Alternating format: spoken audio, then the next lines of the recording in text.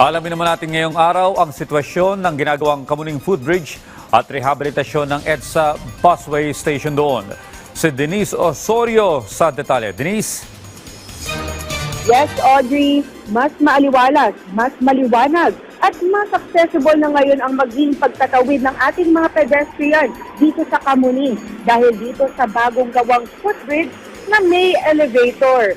Bukod sa mas maluwag na daanan, malaking ginhawa ang elevator para sa mga seniors, PWD, buntis, at mga commuter na may dalang mabibigat na gamit. Mula sa isang kilalang footbridge dito na tinatawag na Mount Kamuning dahil sa tarik nito at panganib lalo na kapag tag-ulan, magiging madali na ngayon at pinagaan ang pagtatawid.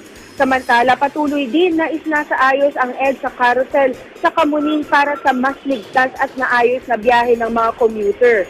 And speaking of commute, Audrey, para sa mga aalis pa lang ng bahay, papasok sa trabaho at sa school, huminga na muna kayo ng malalim bago sumabak sa traffic dito sa EDSA southbound lane paglagpas ng Kamuning Road at mabagal na ang daloy ng trapiko hanggang umabot ng Ortigas Avenue.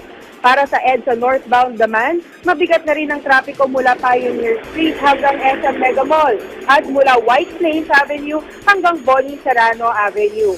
Audrey, sa ngayon, pag sumasakay ng EDSA carousel bus, ginagamit pa rin ang lumang daanan na kinakailangan pang akyatin.